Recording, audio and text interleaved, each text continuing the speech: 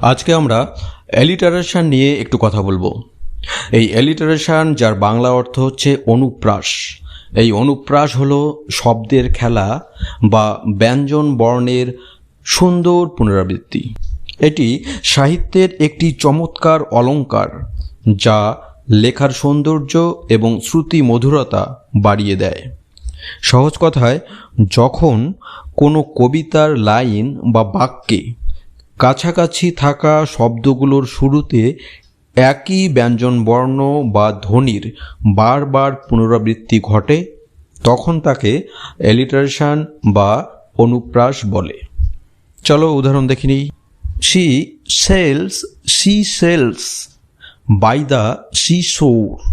এখানে এস ধ্বনির পুনরাবৃত্তি আমরা দেখতে পাচ্ছি বা লক্ষ্য করতে পারছি। তো এটাই হচ্ছে অ্যালিটারেশন বা অনুপ্রাস।